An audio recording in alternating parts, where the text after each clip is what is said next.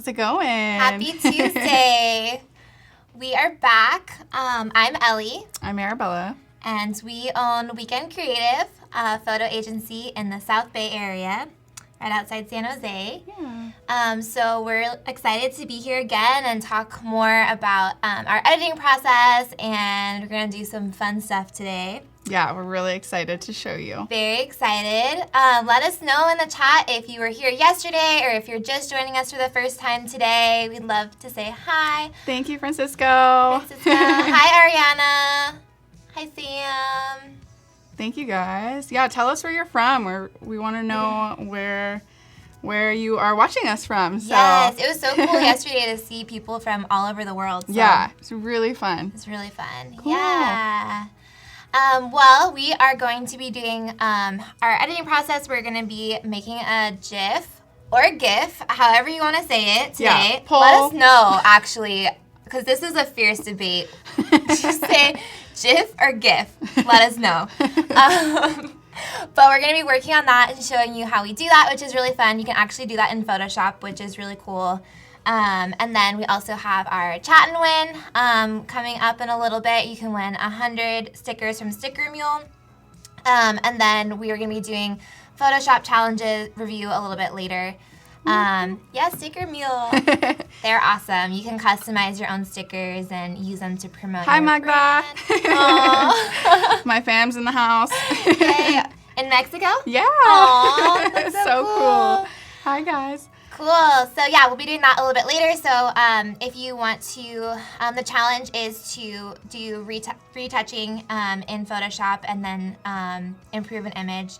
So you can watch the actual challenge replay if you want to learn exactly what it is, and then upload it to the challenge tab, and we'll be going over those a little bit later. And then we're doing Photoshop, and after this, is going to be, if we can look at the schedule, the UX challenge. There we go. Full lineup. So earlier you can review the Daily Creative Challenge if you want to take a look at that. And Kathleen. then with Kathleen. We're on until 11:30, and then right after us is the XD Creative Challenge, and then right after that is Design Systems. I think they're making a hiking app. Ooh. With Brittany, which is really cool. So if you want to learn about that, you should definitely stay tuned. So, cool. Awesome. Oh, some dangerous territory with the GIF Yeah. debate. Cool. Yeah. Hi Well, from Costa Rica. For anybody who is just joining us or didn't watch our live yesterday, we were working on an image where we were kind of changing the color, the background of the, changing it to a different color. So if you wanted to watch that, you can replay that. Go to behance.net/live. You'll be able to see the entire schedule and be able to rewatch what we did yesterday. Yeah. But yeah, tell us a little bit about what we do. And, you know. Yeah, so we are a photo agency. We are full service, so we do everything from art direction all the way through to post-production. And so, yeah, we love creating like really fun images that are really simple but stand out and are unique. So, yeah, that's about us. Yeah. We wanted to show you guys on our website. We were so excited yesterday. We were so excited yesterday. We didn't even forgot show our website. We didn't even talk nothing. about anything. So I did want to show you guys. If you go to our website, which is weekend-creative.com, you can see more of our work there. But we also have this little thoughts tab. So we try to write a lot of posts that kind of similar to what we're doing today, where we just talk about our process. We talk about different things like delivering images or using paper. Different things that you can use in your own shoots. And we also do a lot of inspiration posts where we talk about people that are inspiring us or things that are inspiring us. So we'd love for you guys to check that out if you're interested. Always sharing resources as well, like anything that we've found really useful. And yeah, just like we really want to be transparent in the way that we share our work and what we're learning about, and community over competition always. Yes. So again, like feel free to DM us on Instagram or email us to our website if you have any questions or anything you want us to write about or talk more about. We're here for you guys and we're open book. Yeah. So yeah, thank you, Voodoo Belle. It's weekend-creative.com. So she has put the link in the chat there. So yeah, just wanted to make sure we touched on that so we can connect more with you guys after this. Yeah, cool. So today we're going to be going over how to make a GIF, is what it sounds like, GIF.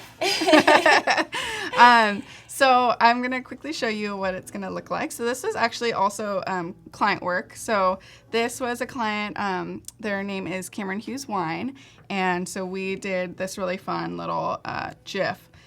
Now we're gonna be. I know. Now I'm gonna be like going back and forth. So this is the final image.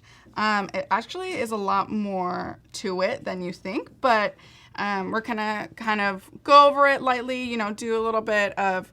This is kind of part of the streamlining when you're doing. This originally was actually supposed to be just a image, but then we decided it could be kind of fun if we just did it where we had the wine kind of rising up. So that's kind of why we ended up taking multiple images with the wine glass empty and then kind of full, or kind of half full and then full. All the way full. So just kind of get into it. So again, we're starting with Lightroom, just because, again, when you're working with multiple images, you want to be able to apply the same edits over to all of them, especially because when it comes to making a GIF, you have to make sure that everything is seamless and everything is the same. So we'll just kind of go in here. I kind of have them already uploaded here. Let's see. So there's one little difference in between the images. It's going to be obvious when you put them all together that they're going to have some variation. And so instead of having to remember, oh gosh, like how much did I change the exposure, or like how much, like whatever the edits that you did, you can just copy and paste and apply them all to those images, which there's only 3 images here, so it's not that crazy. It's not that crazy. Sometimes you might have 20 images. Yeah, do you want to pull up the one that we have on our website? So we created a really fun GIF of a popsicle kind of melting away. So this one was like a ton of images. A lot more simple as far as the editing goes, but it's, you know what I mean? Like you have to make sure that everything kind of stays somewhat consistent, especially when you're working with a moving image. We also have this other one over here. Let me show you guys if it will.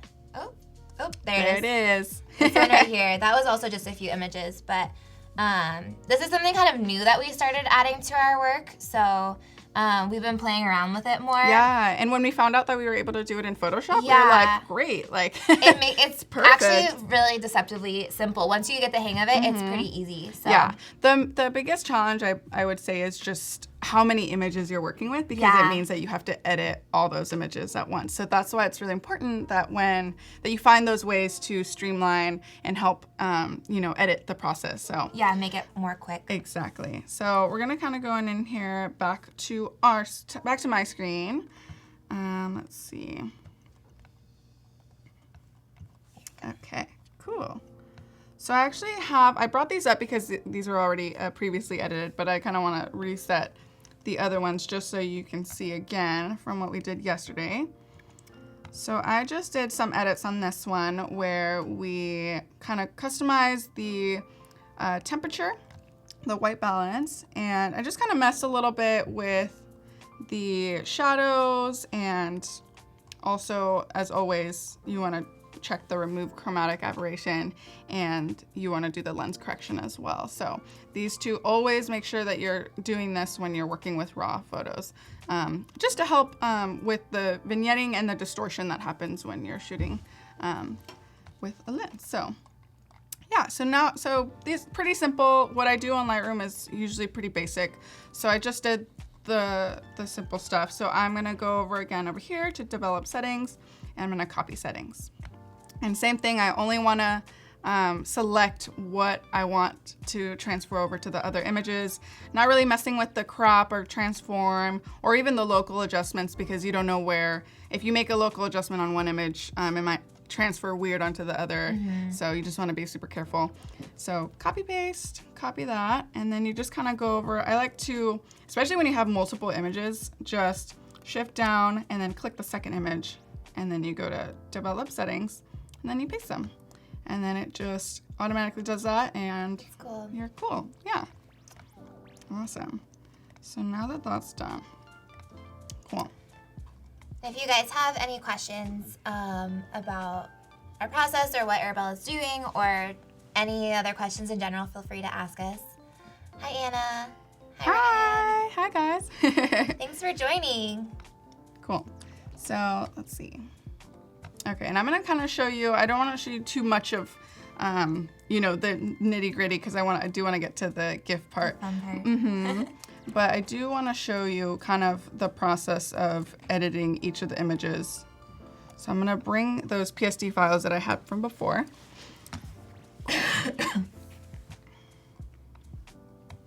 Awesome. So one of the things that was kind of cool that happens, I mean, you kind of like learn things as you go, especially when you're creating GIFs. I didn't notice this at first until after the fact, but when I make a GIF and you use the same image, like we were talking earlier, if something's off, it's going to be very noticeable and it's going to be really grainy. I can actually show you in a little bit once we get to that point. But you actually are only adding the glass that's going to be moving, right? So you don't really want to mess with the rest of the photos, but you do have to edit everything the same so that you make sure that it works in the GIF. So So you're saying you're gonna keep the one image as like the base image and then just change out the wine glass in each shot. Yeah. Yeah. Okay. So let me just like rearrange this so that it's. So Eli asked what kind of project we're working on. So if you're just joining us, we are editing a GIF for one of our clients for Cameron Hughes Wine. So Arabela is kind of showing how to simplify the process of making a GIF, where you can apply batch edits to all the images, and then now she's going to show how she actually creates it, and you can create it in Photoshop using the timeline. So Yeah, so I did my basic edits on Lightroom, kind of copy pasted the settings and the edits that I made on one image and applied them to the rest because I want to make sure that everything is cohesive and the same because, you know, it needs to be. So I kind of want to show you just real quick what I did after Lightroom. So I brought in, and I did with each of the images as well. So I noticed I'm going to kind of take out these layers. Again, don't do destructive editing. So I made a layer, a levels adjustment here. I just wanted to brighten up the right side because I noticed that it was really dark over here. And that's because in our setup, we had one main source of light over here. And then as you can see, we have a little white card kind of just peeking in on the right, just to kind of fill in some of the shadows. But it still looks a little bit dark. So I just applied like a little levels layer. So I'm gonna just do layer, new adjustment layer, levels, and then I'm kind of gonna go, let's see, just kind of slide over the middle slider. And you can notice that this is getting really crazy. Yeah. So what I'm gonna do, and this is what's great about using layer masks, is that you click on the layer mask that you just made with the levels. And what you're gonna do is you're gonna go over to this little paint bucket tool, right click, and I'm gonna go into gradient tool. So the gradient tool, basically, I wanna select that it goes from transparent to black to color, so that I can have it kind of go into a gradient. So basically apply the levels as a gradient. Yeah, exactly. So see how when I applied that, it only leaves the whatever I just brightened now only on the right side. Yeah. Kind of makes it more seamless too. And it feels like it fills it out better. So now that I did that, I can just show you, this is pretty quick. So then from here, I kind of just brightened up the rest of it. So what I'm gonna do, I'll just like delete that for a second. So I like to do. Oh, Voodoo Val wants to see all your gradient presets. Oh, I have like a million. You know, I think a lot of these are kind of like the what's regular, whatever Photoshop gives you. Yeah. But I have made my own here and there. I think I have like a couple that I just kind of played around. I should be playing around with gradients more, but sometimes, you know. But yeah, so then I kind of I duplicate this layer, and then I just kind of want to brighten everything up. So I'm gonna do another levels adjustment. Oh, and that's not what I wanted to do. Layer, new adjustment layer, and then levels. There we go. Cool. And now I do want to apply it to kind of everything. So just to make it a little bit. And then I bring in from the left slider just to give it a little more contrast. Oh, Vidaval wants to know how do you save those gradient presets? Oh, how do you make a preset? Yeah, I mean, basically, I think there's multiple ways. I actually don't know how to make presets myself, but I have the gradient ones that you've saved? Oh, the gradient ones. Yeah. Oh, okay, I can show you that. Yeah, so basically you go over to the little gradient tool over here, and you just click here. Cheryl, you can actually double click on that little gradient. Yeah. And you can just kind of play around with it. So you click on these like sliders at the end, at the front and the end, and you just double click. You click a color, you go over here, click another color, and then it kind of, oh, hold on. There we go. Oh, maybe not. Oh, there we go. Oh, I think it's because it's transparent. Hold on. Hi, Sarah. Thank you. Oh, I know why, actually. Okay, so here we go. Because I was working with the transparent layer first. There we go. Cool. Like that. And then usually what it'll do, you can just click on save. Oh. Actually, yeah, there we go. Did it just save it? I think it just automatically saves it, I want to say. Or not. Maybe not. Maybe that's something that I need to learn. Yeah. Because you have one saved there. Yeah. But when you don't do something all the time, then you forget how to do it. Exactly. Exactly. So you kind of have to relearn. Yeah. Oh, there we go. I figured it out. See, just takes a second. So let's say I just want to make that, and then click this yellow, and then you just click on new. Oh, and you can rename it if you want, I think. But you just click new, and it'll save right at the bottom. So cool. I didn't know that either. I know. I haven't really played with gradients in a while, so it's kind of all, relearning again. Yeah. Cool. But awesome. Cool. Oscar's asking if the shadows were made during the shoot or done during editing. So these are real shadows during the shoot. We don't ever make shadows after, just because we like playing with shadows during the shoot. Usually we use a lot of hard lighting and like make harsh shadows, and we kind of use those as part of the actual shot. Yeah, exactly. So we like to see them in camera before. Yeah. Mm-hmm. Yeah, and that just kind of comes with like playing around with the lighting and where it's placed, and so it's super fun. I have made shadows like in Photoshop, but it's really hard. It's like you kind of have to like know what the shadow is gonna look like. You have to know what's realistic. Yeah. Otherwise, it just looks off if you're not really good at like knowing what it should look like in real life. Like the perspective and like the angle and everything. So it can be pretty tough. But it's possible. It's possible. It's very possible. We love shadows. If you notice, our work has a lot of shadows. So. Yeah. Cool. So then getting back into it, so I just kind of brightened up the image, and then also what I wanted to do, I'm going to duplicate this again. And again, always just duplicating, and kind of, you can rename also all of your layers, which is cool, by double clicking each layer. So let's say I wanted to make this one the reduce the brightness, because in this layer, I'm going to actually go over to this little section over here. I'm going to do the burn tool. I'm going to use the burn tool to just kind of, this whole part right here looks very, I don't know what's the word, super, highlighted. Yeah, a little hot. A little hot. So I just want to kind of get rid of that a little bit. Again, selecting highlights, and then I'm just gonna kind of go over it a little bit to.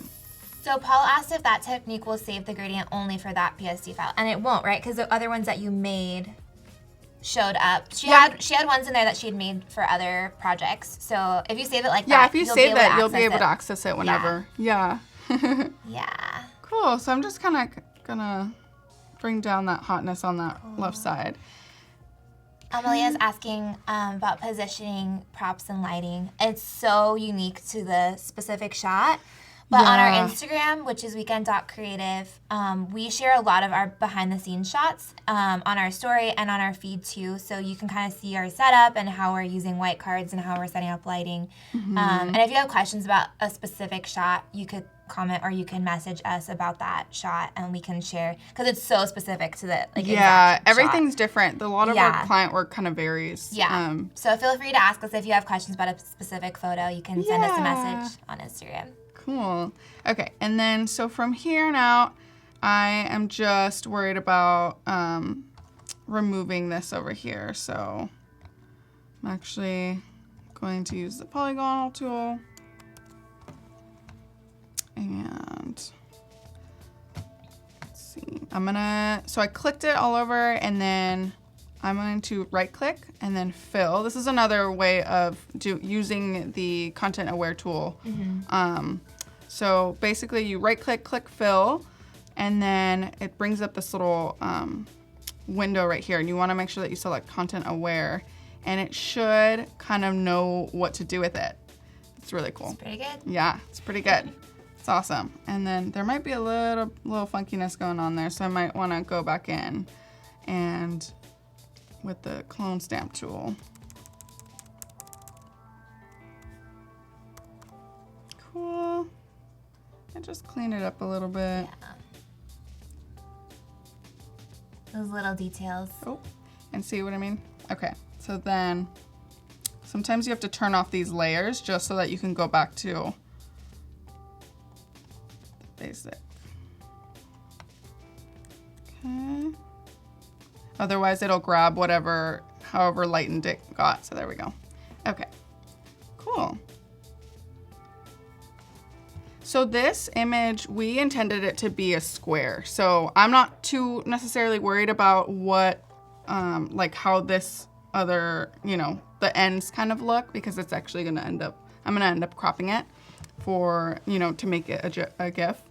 So just kind of want to go through and clean up around, and there we go. Cool. Yeah, so normally I would want to spend more time like retouching and cleaning up the background, but I kind of want to get to the fun stuff. Yeah. But generally you go in and kind of clean up and retouch. We did a little bit of it yesterday, just so using different tools. Yeah, if you want to watch the replay from yesterday, Arabela cleaned up the image, but she also showed how she changes the background color. So if you're interested in that. Okay, cool. So yeah, once you kind of finish editing each image, so I can do this for all of them, right? So there's the one with the wine a little bit full, and then the one that's all the way full. So I have them already kind of edited. I'll just kind of go back to where I went. So I just did a little bit of like brightening and sharpening and stuff like that. And so these are all PSD files that I have.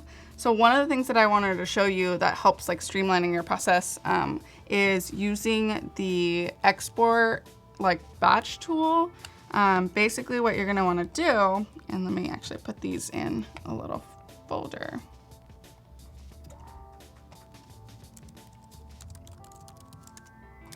So I have all these PSD files, right? These are all from the wine gift that I'm about to make. So I'll kind of show you real quick.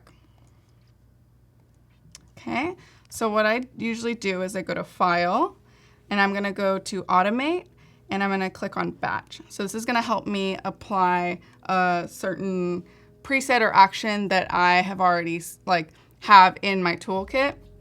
Basically, so I have a number of like actions that I like to use. So I've just kind of over the years collected a ton of like random actions and Yeah. presets. This is something that's really great about Photoshop that kind of helps you do the same thing over and over again, and have it saved so that you can just apply it to whatever image you'd like. So I have like a tool right here for unsharp mask, right? So let's say I want to sharpen all of the images at once. So I'm going to do unsharp mask because I want to do that action. And then I'm going to choose right here over in the source, right? I want to select the folder that I want to do. Okay. So then I'm going to go in here. I'm going to select. So I have all the PSCs that I want to sharpen, right? And then, cool. Got that selected. And then I want to select where I want it to go. So I'm just gonna make a new folder within that folder. So CH1 GIF sharpened. Cool.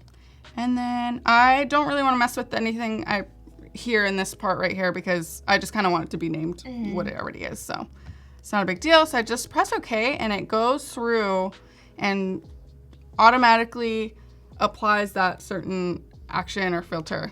So you could use this for lots of different actions. Oh. Yeah, you can use this to apply to a lot of different actions. Like if you wanted to turn all your images CMYK, or you wanted to apply a preset to all of them. So I know actually what I did wrong. So I'm gonna go back into here and I'm actually gonna first save all of these as JPEGs first, right? Let's say you finish editing all of your images and you just want to save them as JPEGs, right? Because you want to now sharpen and then have them ready to make a GIF. So I am going to actually go to scripts instead. So File, Scripts, and then Image Processor.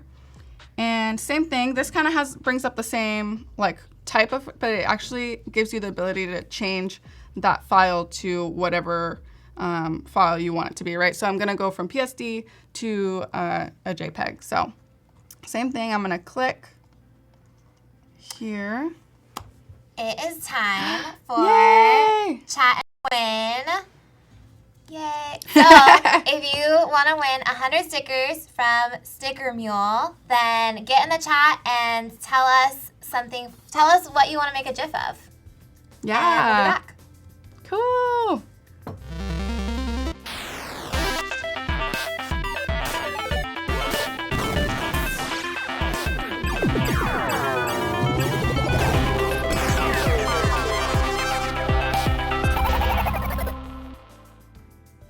We're back. Hello. Hello. Hi, guys. We are just waiting to see who's going to win 100 stickers from Sticker Mule. So, somebody asked earlier if we drink all that wine, and we don't. We give it away we end up with so much. So we give it away to our friends, to clients. It's actually really great. Yeah. Get to share it with all the people in our lives because there's no way we can drink all the wine. Ooh, we have Cheryl. Oh, Cheryl! Oh my gosh. Yay! That's our friend from San Diego. Yes. She is a creative. She makes jewelry, and she's awesome. So yeah. Congrats, check her Cheryl. out. Good Congrats. job. That's so fun that it's a friend of ours. Yes, and if you didn't win, you can still get 10 stickers for $1 from Sticker Mule if you go to stickermule.com/Adobe Live 19 right there. There you go.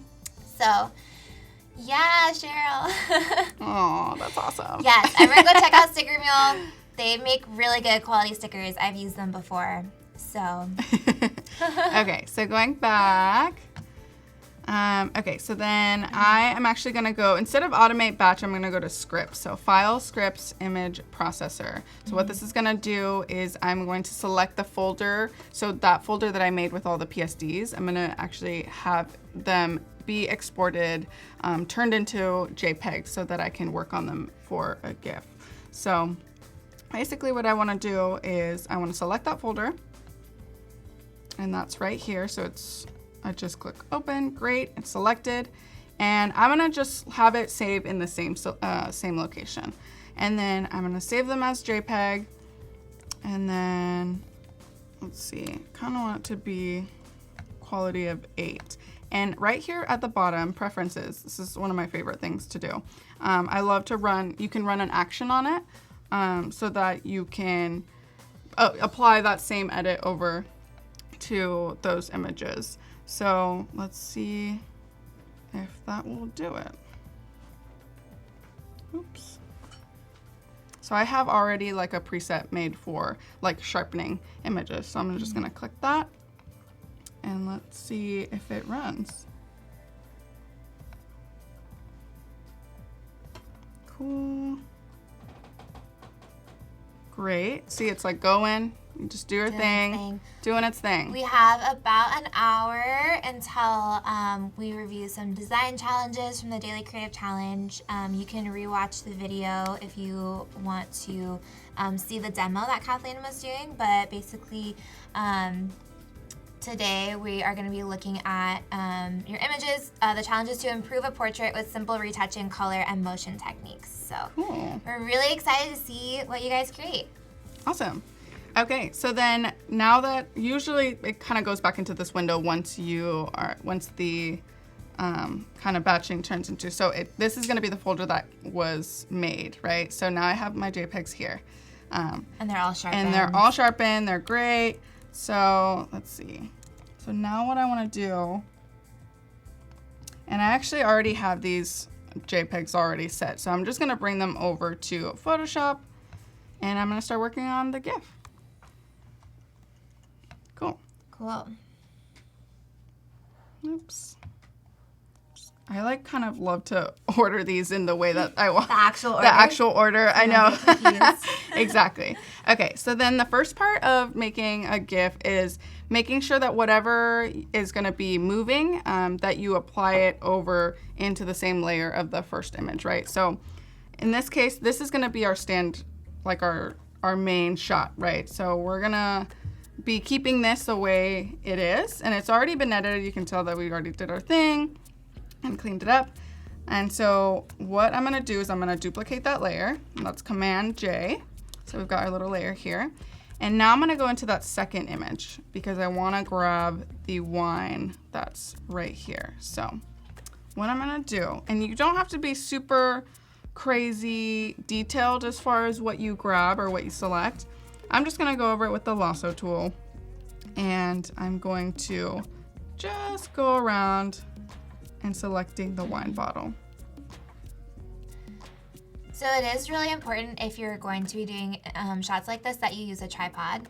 So that the image is going to be exactly the same in all of them. Otherwise, you wouldn't be able to use this particular technique. You could make a GIF using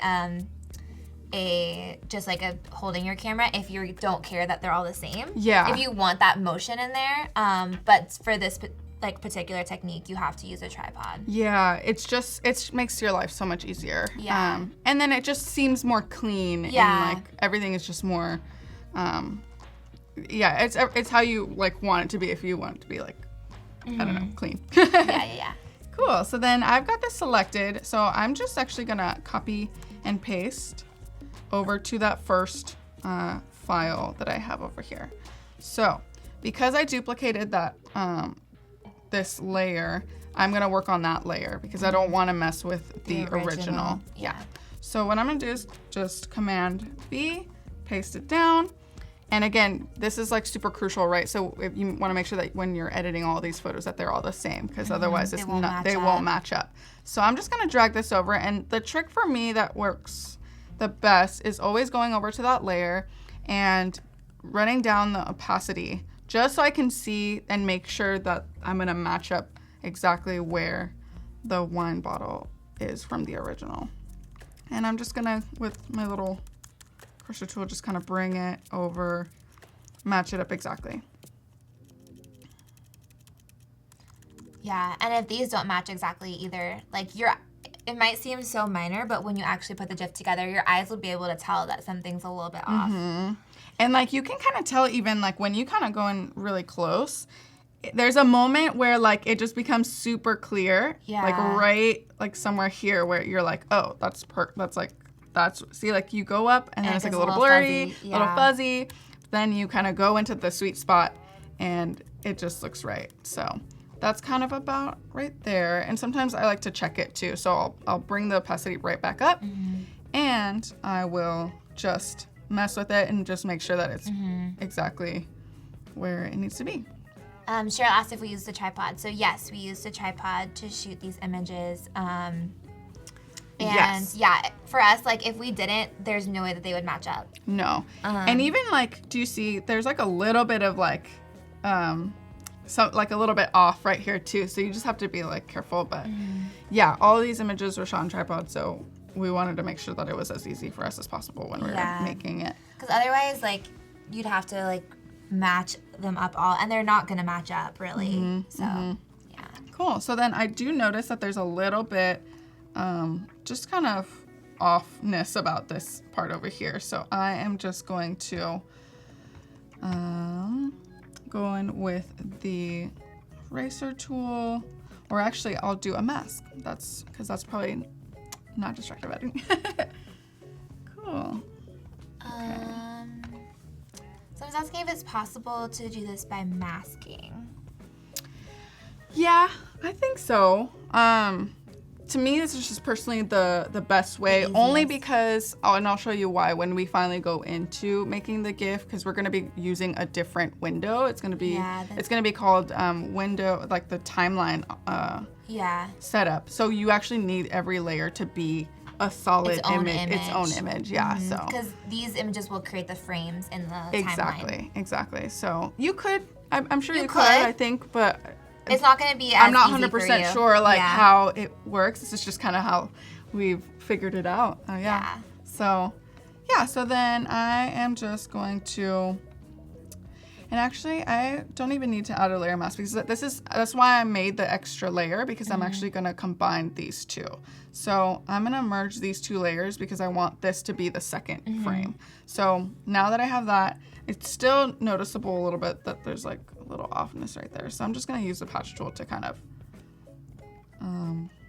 blend it in. So just a little bit. And of course there's like a little bit of dust here, but I want to obviously get to the fun stuff. I'm not trying to be perfect because, like I said, this is going to end up turning into a square. So we're going to be cutting off anyway, most of this.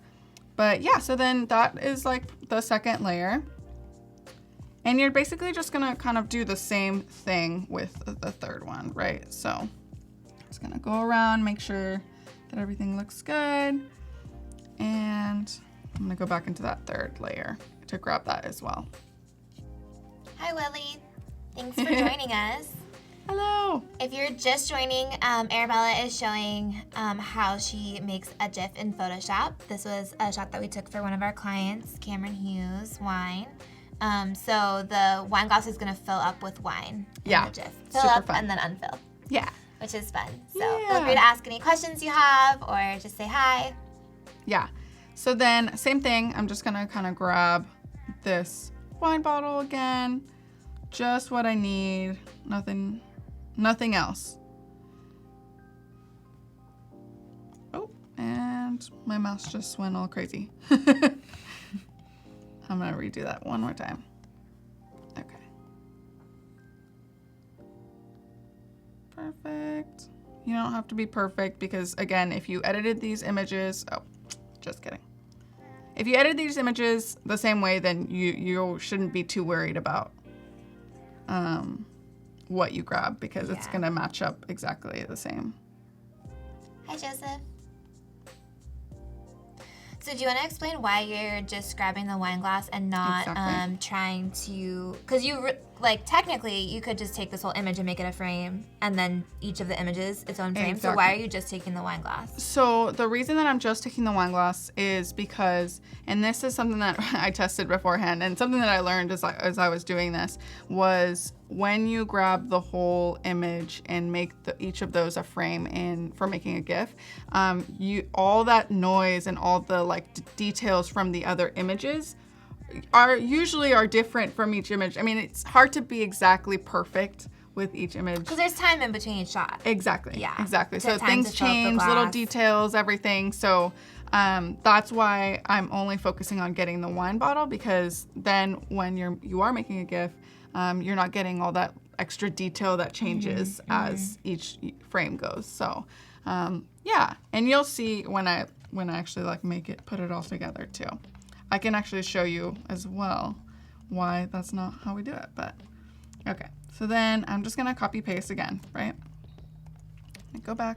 Jessica asked, is this just photography and retouching, or did you design the labels? We did not design the labels. This is one of our clients. So we're not really involved with our clients on doing any kind of design for them or any kind of product design or graphic design. We only do photography and retouching. Yeah, so and art direction. Yeah, art direction. So this was kind of like something that we wanted to do. Originally it was just an image, but we were like, it'd be so much fun if it was... Actually, it'd look cool if the glass was filling up. Yeah, so kind of like to play around with stuff, and we've been incorporating more GIFs into our work, so yeah. Kind of fun. Cheryl asked if you got all the labels in focus on the original shot, or did you have to do any retouching to get everything in focus? Yeah, so most of the time when we're shooting, we usually shoot at like, I guess like a smaller aperture, just so that you get more in detail. That way, if there are things that are closer to the lens or further away, things will still be, for the most part, relatively still sharp. Yeah. But there are times where if they're further away, I will kind of go in and just sharpen up, especially using that filter unsharp mask tool, or I'll use like the sharpen tool. But sometimes you can overdo it, so you just have to make sure that you can do it on a separate layer where you can change the opacity and do that. But some people really like the super edited, highly sharp, stylized photo. So I mean, it totally depends on what your style is, you know? So like this style is very much more on the like sharp, type of photo. So I think it just depends on what you want to do. And but definitely the main focus is to have the bottles sharp, and like, because it is for a client. So yeah, they want all the labels to be clear. So you could also go in and like darken the text a little bit if you wanted to make them like more stand out. You kind of showed that yesterday a little bit. Cool. So then now that I want to duplicate the layer again, right? Because I'm gonna be pasting another, this third one in there. So copy, and then I'm gonna paste. Willie says, if both the files are identical in size and layout, I drag and drop while pressing the Enter key, but then later Shift key to move the cut image between images. So if you press Shift, will it paste in place? That's a good question. Let's test it out. Let's see. Oh yeah, I guess it will move in place. But because I have to move it anyway down, I'll probably just go where I need it to go first and just kind of eyeball it. And that's why I kind of like zoom in and see where I'm at. Thanks for the tip, Willie. Cool. So there we go. Almost there. Just want to perfect. And that looks pretty good to me. Okay, so again, bringing that opacity down just so you can see and make sure that it is where it needs to be. And then bringing that opacity up, and then just kind of switching off and on the layer to make sure that it's where you want it to be. So that looks pretty good. Oh, let me see, it kind of looks a little bit. There we go. Yeah, there you go. Perfect. Okay. So then now I'm just going to merge down to that layer because I want to have that be the third layer, right? So I'm going to name that GIF. Oh, he meant between files. So if you're in one file and you hold Shift. Good to know. Good to know. See, there's all these like shortcuts and little things that, like we probably should know. But you just learn it over time. We just learn it over time. Thank you for sharing that. So I'm just going to rename these just to make my life easier. 3. Cool. And then I'm going to edit this part because it looks a little funky here. So I'm going to grab that same tool, the patch tool, which is over here in this little section, right here, the third down in the little panel. Okay. So I'm just going to drag out just what I see that looks a little off. Great. So that looks pretty good to me. So now get to the fun stuff. So I'm gonna crop this now because I want to only have it be a square. Just because when you are making a GIF, you need to make sure that everything is exactly what it needs to be before turning it into turning it into a GIF. So I am... Because later if you wanted to crop it, you'd have to remake it, right? Yeah. Exactly.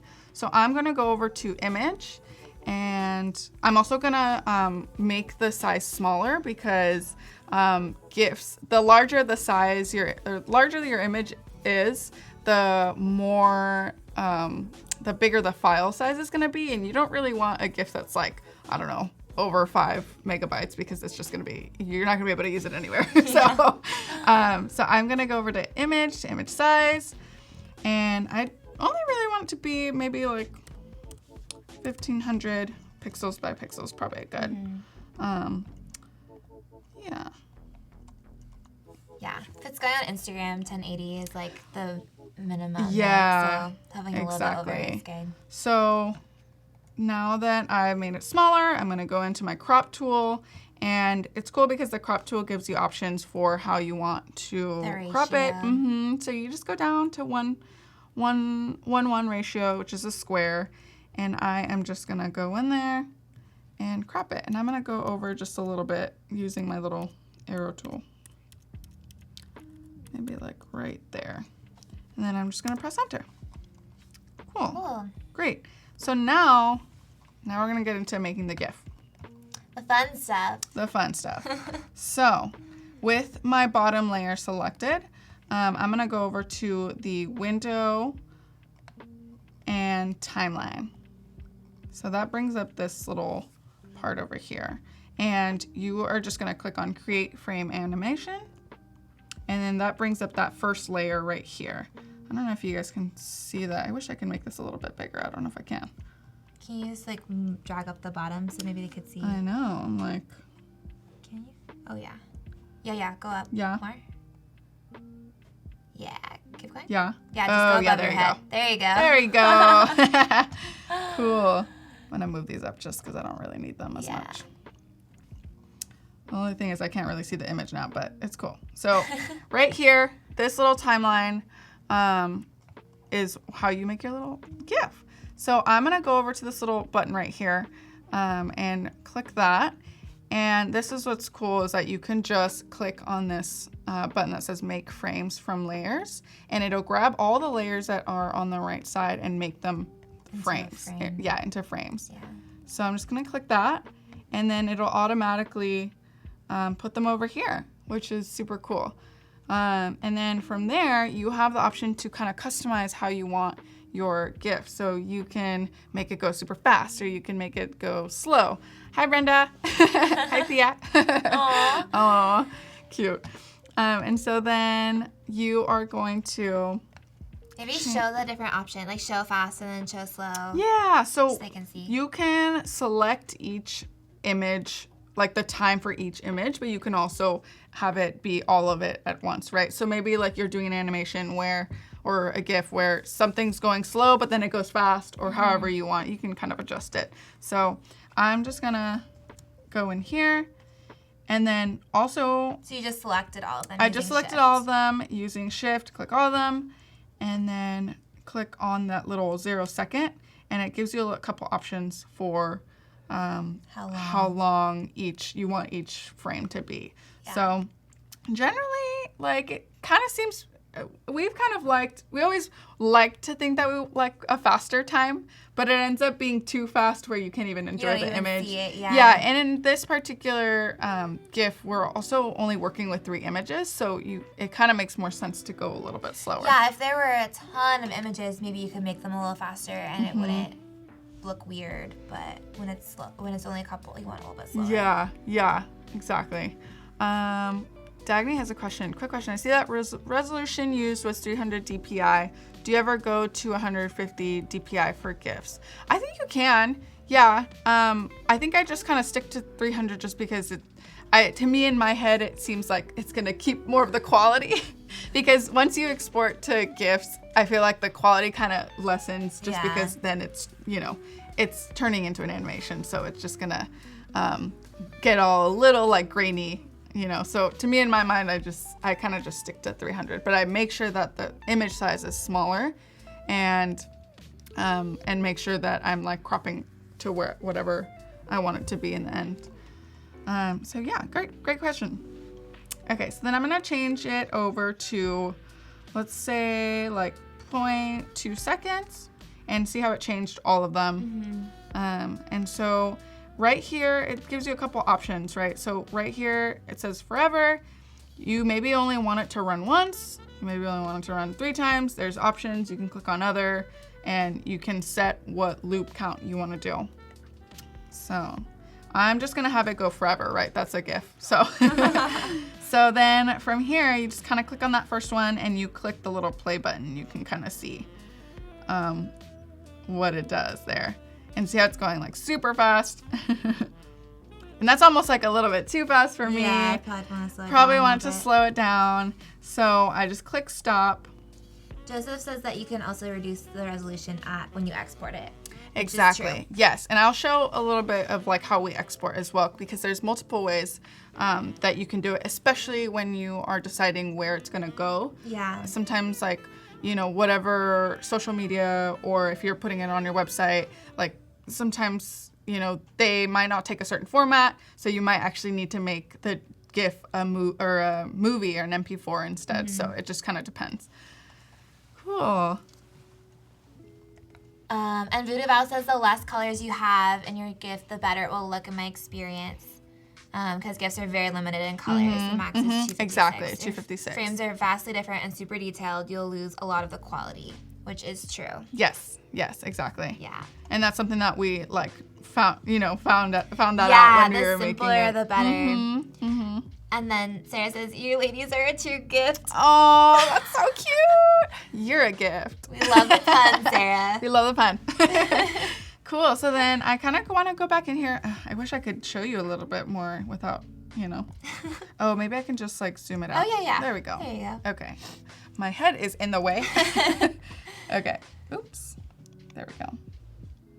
Cool. I'm like trying to make it a little. Oh no. Okay. So then there we go. So you wanted to slow it down a little bit. I want to slow it down a little bit because I don't want it to be that fast. We are only working with 3 frames, so it makes sense to just go a little bit slower. The weird thing that it's kind of funny is that, so I'm going to select them all again, shift, hold down, and then the weird thing is that it goes from 0.2 seconds to 0.5 seconds. So sometimes like you need something that's like a little bit in between. Yeah. So I like to just go over to other, if you wanted something in the middle, right? So then you can kind of decide. Take a specific. Exactly. But here I'm just actually gonna try the 0.5 seconds just to see like what the difference is. So just gonna do that. Thank you, Voodoo Val. She says the images you ladies have here are perfect for it though. Very clean, colorful, not super Thank crazy. you, Voodoo Val. Thank you.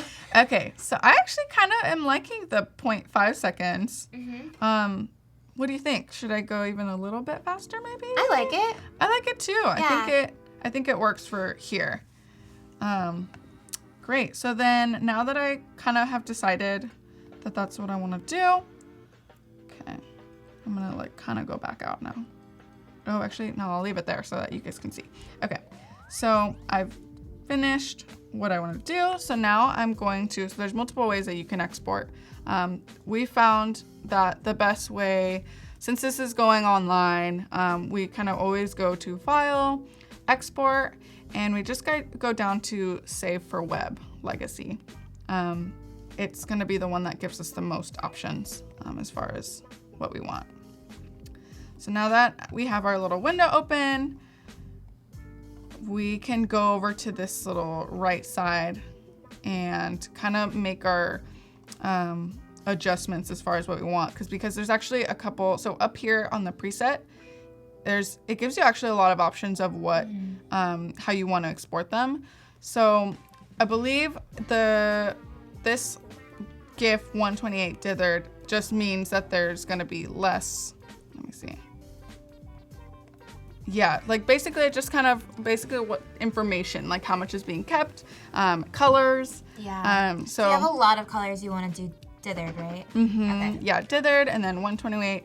I kind of always stick to the GIF 128 dithered, and I always keep an eye on also this bottom, like The left size. hand. Yeah, the size, because I don't want it to be, again, not like a crazy big file. Oh, and I realize that you can't even see it. Oh. So here. Big head in the I way. know. I'm sorry, guys. So right here, keeping an eye on the size so that you make sure that it's not going to take up a lot, especially when you're putting these on your website. You don't want it to slow down. So yeah, so then this is pretty good size, and I just kind of have picked the preset that I want, and I always like to kind of go back in here and just go up to the 256 just so that I can keep retaining more of the color. So then, yeah, and then it only went up a little bit, so I'm okay with that. So then now I'm It's just only gonna, 3 images. exactly, So it's not gonna be crazy. huge. Yeah, and so then I go to click save, and then yeah, I just wanna like save it onto wherever you wanna save it, and then click save, and then that goes, and then I can go over to my desktop, and there it is. And Watch it there and see is- how it looks. Yeah. Awesome. So, and then if you want, this is great for a website Great or for a web. website. If you wanted to put this onto Instagram, Yeah, so when Instagram obviously doesn't have Doesn't support it doesn't GIFs. support GIFs, so you have to like work around it or like do something different. And so what we've found to work for us is to just change it into a video. So I'm gonna close this out for a second, and I'm gonna show you that as well. So I believe we go to, let's see. you render. Video, Yeah, right, it's like file? render. Oh, there we go. Yeah. Hold on. No, it's an export. Yeah. Yes. Export and then render video. See, I have to like remember how to do this because Yeah. we only do this every now and then. So, so go to File, and then you're gonna want to go to Export as well, and then you're gonna go down to Render Video. So that's this little part right here. So click on that, and then that brings up this little window as well. So select your name, whatever works for you. Select which folder you want to, or where you want it to export to. And then as a rule of thumb, we kind of always stick to the H.264. I wish I knew more about video than I do, but I've kind of looked up a couple of tutorials online and just to see like what are the best like export, qualities or things that you should do or what format. So I've kind of always seen the H.264. And then document size is 1,000 by 1,000. That's great to me. I kind of leave everything that's on there just as it is because that's just how we do it. So then you're gonna click on render, and then it'll just do its thing, exporting video. Cool. And then there you go. And now you go back to where you decided to export it, and now you've got the video. So that's the only sucky part, is that once you've got a video, right, it stops. Yeah. But on Instagram, it keeps replaying. Yeah, it'll keep It'll replaying. keep replaying. Yeah, and I believe Facebook as well. Yeah. Yeah, so that's how you export, or that's how you create a GIF. It's pretty simple. Once you get the hang of it, the only thing that I would say that's kind of frustrating is just if you have to redo it, you have to redo the whole thing again. So Yeah. but this is how we found it to be the best way for us. So Yeah, cool. Robbie says for bigger gifts, I always like to run my export through this site and play. I would love to know what that site does. Like, why do you do Yeah. that? That'd be interesting to know. And then, Dean says the red wine in a glass looks better, and maybe with the bottle open. And yeah, we probably Ooh. should have had the bottle open as if that was the bottle. yes.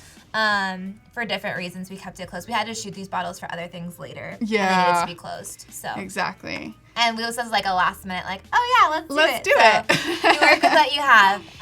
But Yeah, yeah, I think it would have been cool to spontaneous. have the bottle open too. Mm-hmm. And it actually, if we were getting real crazy, we could have even had the wine in the bottle go down while the glass filled Yes, that would have been cool. up. But that would get real That's very complex. Yeah, because then you're like two moving things. Yeah. That would have been fun. That's cool. So. The easygift.com. Yeah. I don't think I've ever used that. I've never heard of that. I'm curious. I'm gonna check it out after. Yeah. Thank you, Robbie, Yeah, for the thank suggestion. you guys. I know. I should learn more about this, like exporting, video stuff, but neck deep in gift projects. Ooh. Voodoo! I would love to see your projects. I Isabel. know, me You too. should send them to us because I'm really curious what you make. Yeah. Have you guys fun. ever run into any problems while making gifts, or Yeah, let maybe if you have any other tips or Questions, tricks let us know. that you found to be useful for you? We'd love to Yeah. hear them. And we Gifts on gifs. we have about 30 minutes until we review some creative challenges. So the challenge for today is to improve a portrait with simple retouching or color and motion. So you can watch the replay for that to see the demo.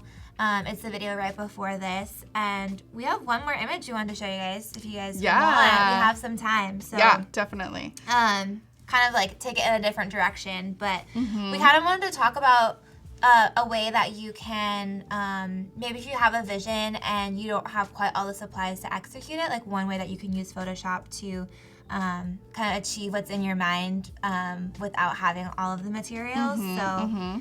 Yeah, pull let's that get into it. Okay, so I'm just gonna close this up because we don't need it anymore.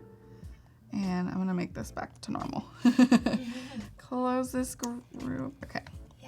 Yeah, Jessica says she didn't know GIFs were still so popular. We actually have clients ask for them. Yeah. Which is why we kind of started like, playing around with them and doing them because video is so huge right now, especially for ads on social media. And everyone's doing video, and so some clients want GIFs instead of video work. So we're trying to get better at them. Yeah, and it's just like so much fun. I think it's really cool to see They like stand little out animations and it stands out. Yeah. It looks super cool too on like Instagram stories or like on your website. Yeah. I don't know, anything moving is It's more pretty eye-catching. Cool. It's really, eye-catching. like a photo is awesome. We love photography, we love. but it's fun when you can add an extra element to a photo to make it stand out even more. So Cool. So let me pull up that second project that I have, and it's also for another client. All of these are client work that we have done.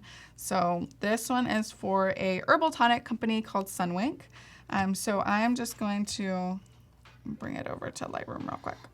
so someone asked for Facebook, we have to save it as render video or for web. So for web, I think most of the time you can just save it as a GIF. It probably depends on your website. Like for our website, we use Squarespace and it only supports GIFs. If you wanted to put a video, you have to link it to an external site like Vimeo or something. Yeah. It might vary depending on your own particular website. I actually don't really know that much about that. And I think for Facebook, you have to do video. For Facebook, you have to do video. Yeah. So you do the render video, like Instagram. Yeah. At least in our testing of it. Yeah. If you figure out a way, let us know. Let us know. Okay, so I'm gonna pull up that image, this image. This is for a company called Sunwink. Sunwink is an herbal tonic brand. They're very cool, very tasty. Yes. Sorry, we have one more question about the timeline. Of course. However many questions you guys have is great. I know, it's great. They're asking if we've ever used this timeline feature for our 1-minute motion instead of using After Effects. There might be a limit. Do you know if there's a limit to the timeline? That's a good question. We've only done fairly short GIFs, so there may be a limit. I'm not sure. After Effects is super great too. One thing I like about Photoshop too is like you could use this to animate text if you have if you create different text images, any kind of like short little animation. I think if you're gonna get really long, I would use After Effects just because like it's gonna get it's crazy. a bit more intricate. Yeah. I would say that what we do in Photoshop, like the timeline, is like perfect for like small GIFs or small things that are gonna be going on social media. Yeah, or things little that aren't ones, super quick ones. such a big project. Yeah. Hi guys, thanks for joining in. Yes. Abuda says the longest she's ever done is 17 seconds. Oh my goodness. Yeah, that's long. That's pretty long. Yeah, we haven't pushed the boundaries of it, so I'm not really sure like what the extent of it is. Yeah. We kind of work in let like us know. a smaller aspect or smaller we try size, to keep it pretty simple. Yes, simple is our thing. If you haven't noticed. If you haven't noticed. Cool. No limit, Robbie says, but okay. Cool. So you just go Thank forever, you I guys. guess. Awesome. So Cool. So here's the next image we're going to show you guys for a little bit. yeah, so like I said, this is an Herbal Tonic brand. Super cool because they have like several flavors. But this was for this particular flavor, which is turmeric cleanse. For the longest time, I was calling it turmeric, but apparently it's turmeric. So in this case, we only had this amount of turmeric here. So Paul says that Photoshop's timeline is your gateway drug to After Effects. love it. So true. Yeah, so do you want to talk about a little bit about... Yeah, so for this shot, we wanted to do something where the whole scene would be filled with this fresh turmeric that we sliced open, and we purchased a bunch of it, and I thought we were going to have enough, but we didn't have enough. And really, like, this is kind of probably better anyway, because one, you save money, so you're not... This is expensive. Like real herbs and stuff like that are expensive, so you can save money by buying a little bit less and cloning what you have. Also, like less food waste and all of that, because there's not much you can really... You could use it, but it gets kind of dried out over time as you're shooting. So, and we just ran out, and so this is a way that Arabela found to easily like make it what we had envisioned in our mind without actually having it all available. Yeah, so just kind of get into it here. Yeah. Cool. So this is the original image. Can you tell like all the craziness that's on the side? So this is like our little table setup, and then we had our seamless, and then our light was coming from this direction. You can tell by the shadows around here. And then we have a little white card over here just to bounce back some light into that shadow, just to make it not super crazy. So in here, I'm going to start with Lightroom again. That's kind of our basic start. So I'm going to go down here over to the lens corrections and enable the profile corrections. And you can tell that immediately it just kind of fixes that little edge right here. Distortion. And I'm going to slide this vignetting up a little bit too, because I want it to be brighter on the edges. And then also remove chromatic aberration. Basically, if you don't know what chromatic aberration means, it's just like, it depends on what lens you use. Some lenses have it more than others, but basically sometimes you'll have like a little like green, like kind of hazy outline over your subjects, or purple. And so sometimes you want to actually, if you wanted to remove that, if you get in real close on, especially like when you're shooting portraits sometimes, you can go over to the manual over here and remove that. So it has defringing. So it has the purple slider and the green. So you can just kind of move them up to remove that like hazy outline. But in this case, we don't really have anything crazy going on. So I am just going to, and normally too, when we're shooting, we like to use a gray card to kind of just get like the temperature right. I don't have it in here, but yeah, and so we're just gonna kind of get into it. Let me see. Kind of want to see what this, see, auto did not do what I wanted it. For the most part, this is pretty much like the color that I want it to be. Might want it to be a little bit warmer maybe, yeah. So you could take a shot without a gray card and then take a shot with a gray card, and she could use that gray to pull the true color out. Yeah, exactly. So, but here I'm just gonna kind of show you because I want to get into like actually kind of creating the rest of the turmeric. So that's pretty good to me. I don't really want to do anything else here. So I'm gonna go back out, and again I'm going to go to let's see, photo, edit in. Since this is just the standalone image, I'm just gonna take it over to Photoshop. So cool. Awesome. So there we go. And then first step, duplicate your layer. Gonna do a little bit of cleaning up. I'm going to grab this with my polygonal lasso tool and grab that corner because I want this white card to be gone. Let's see. So sometimes it's trial and error, right? Sometimes you have to try different things because it might not all work out. So I'm gonna just test this out. Right click, fill, and then again with the content aware just to see if it knows what to do. Usually it's pretty good, but you never know. Great, okay, so that did a pretty decent job. It's a little funky, so we might wanna fix that. It says crocodile candy. Oh, aw. Cool. Okay, so then, yeah, so I'm gonna use, and sorry guys, I go like, sometimes when I'm editing, I go really fast. So if I'm going really fast, just let me know. So I'm gonna go over to the left-hand side and go to the patch tool that I have here. It's like one of my favorite tools as well.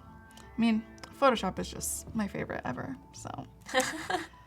Gotta give the love. Yeah. Okay, so I'm gonna go in little section by section because I'm gonna grab it from the rest of these images.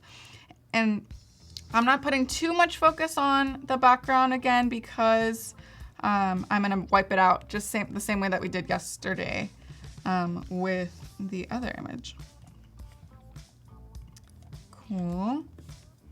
So I'm gonna get in here a little bit. Looks a little funky. Awesome. Okay. Great, and then same thing on this other side. Just kind of want to get rid of this little part over here. And same thing, I'm gonna get the polygonal lasso tool. And I'm gonna do that fill, content aware, and then see what it does. Oh, there you go. That did a pretty good job. Yeah. That's great. Cool.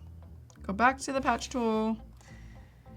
It says, why have I not been using the patch tool? Oh my God, it's the best. You have to. It's my favorite. And it's just like so easy too. Mm-hmm. Cool. So everything looks pretty good here. Oops. Just gonna do a couple little things here. Okay. Great. It's good for the most part. Oh, I'm sorry. Slow computer probs. Or old computer probs. Yeah. Okay, cool. So that's pretty good. And then now I'm just gonna do a quick just like retouching of the bottle because it's a little messed up. And I'm just gonna use a combination of a couple tools. So the patch tool works pretty well here. I'm just gonna kinda do this. And sometimes, see, there's like this little thing that's like really distracting, so I might take that out. Yeah. Which the client said they wanted that taken out. Yeah. If there's anything like that, you always want to double check with them to make sure that they're okay with that being removed. Yeah, exactly. But in this case, they said, yes, please remove it. Exactly. So I'm just Thank you. Budabella says it's such a lovely photo. Oh, Thank you. thanks. We love this brand because they let us just be really playful and colorful and kind of go crazy. They go with any idea we throw at them. Yeah, so they're it's really fun. cool. Yeah. It's fun when you work with a client that Trust you. trusts you Yeah. and they have fun too. Whenever Yeah. they're with us, like we vibe off each other. So yeah, so I'm just cleaning it up a little bit, being very casual about it because yeah. Joseph says I like the spot healing brush as well. yeah, it works really great Yeah. too. I think you can. So many smart tools. I know. I love Photoshop for that. Lifesavers. Yeah, seriously. And then when I tend to use the patch tool when I know that the surrounding area is pretty much the same. Yeah. But I do like to use the spot healing brush tool when I'm working with different things. So like I would probably use the spot healing brush tool here. Just because I can just kind of go over here and it usually knows what to do. Yeah, so that does a pretty good job. I'll clean that up in a little bit, but for the most part, it like knows what you want it to do. Maria says it looks fun and colorful for an herbal drink ad. Yeah. Yeah, they're a really playful company. And their drinks they're so unique because I feel like there's a lot of kombucha and stuff like that around, and I feel like it has a similar taste because it's carbonated, but it's herbs instead of teas, if that makes sense. So instead of like fermented tea. Mm-hmm. So it's kind of unique. And then I'm going in here and just doing the stamp tool just to fill the little part that looked a little funky. Yeah, so about 13 more minutes, and we are going to jump over to Discord and review the Photoshop creative challenges. So make sure that you're uploading your images, doing some retouching, and then, yeah, we're excited to see what you guys make. Yeah. Cool. Okay. Pretty much done here. I'm not going to do anything else. And then we're going to get into filling out. Cool. Cool. Okay, great. So then kind of like what we did yesterday where we were selecting the background, we're gonna do that same thing again. This actually also is gonna end up being a square image as well. So, but I'm actually keeping it this same, these dimensions, the original size, because I'm gonna be copying these turmeric little slices and then bringing them over. And if I crop it, if I crop it to a square, I'm gonna lose those little bits that I kind of want to still keep. So cool. So then same thing as we did yesterday, where we would just grab the magic wand tool and we want to select everything else around so that we can then refine our selection and then invert it and then be able to separate the turmeric. So I'm just gonna get in here real quick. Says the patch tool is my new favorite tool. Yes. Oh my gosh, it's the best. Yeah, definitely try to incorporate it in your workflow, because it is a lifesaver, especially for retouching and like cleaning things up. It's super helpful. So, okay, so that did a pretty good job of selecting that area, but now I'm gonna click over here and make sure that you are in adding to the selection versus a new one, because you don't want to mess up. So then I click that.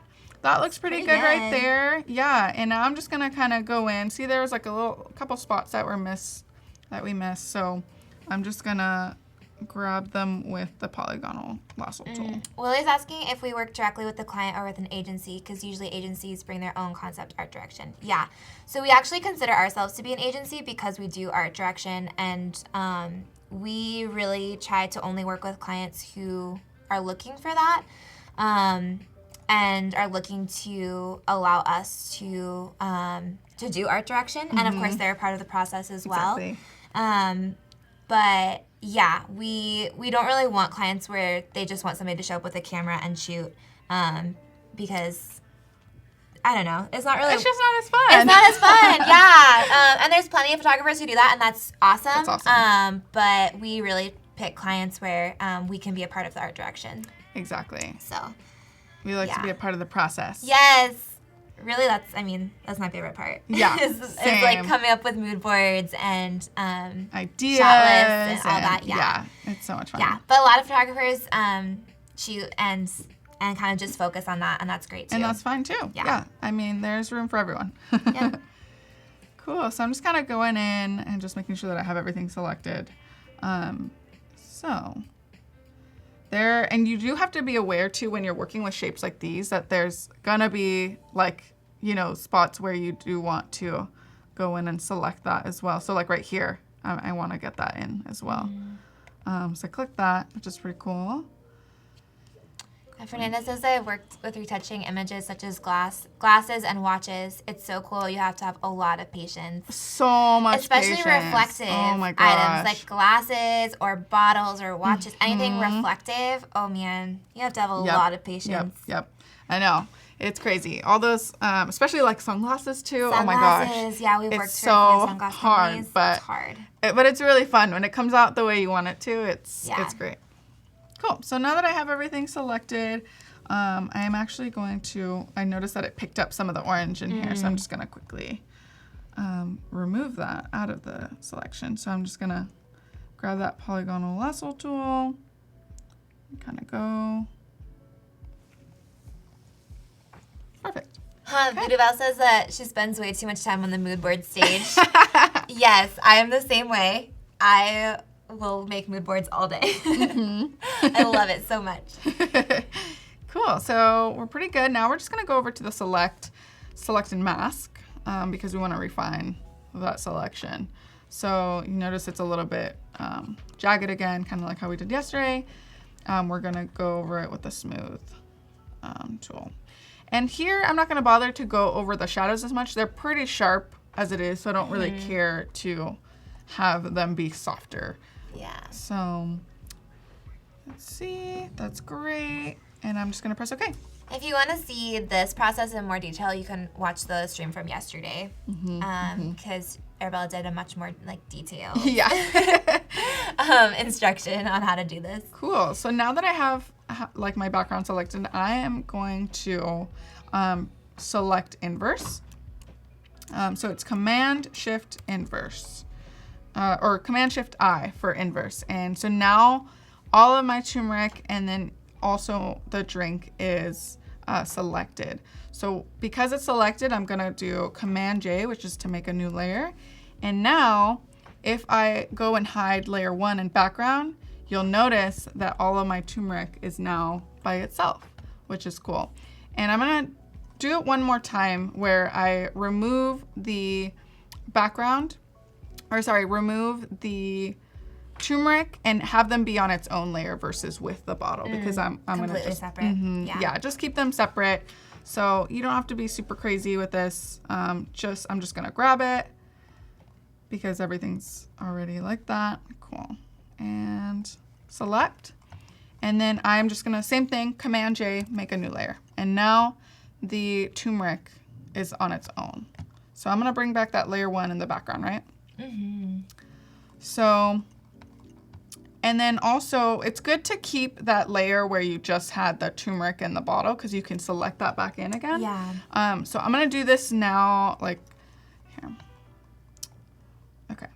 So it's gonna look kind of funky when we're like cloning the turmeric because eventually we're gonna wipe out the entire background and it's gonna be like a solid orange color.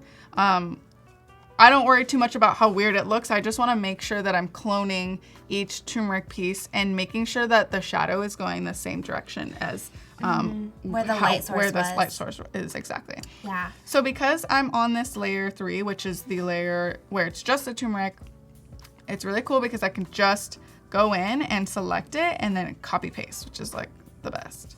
So I'm gonna go in here and now I'm gonna start to fill out the rest of my shot. So let's say I wanted to grab this one. So just go around and still being on the layer, like the layer that's selected is the one with just the turmeric, right? Nothing else. So having that and then copy.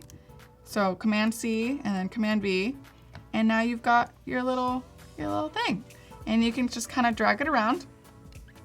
And I always like to kind of mess around with it just to make sure that it doesn't look the same as...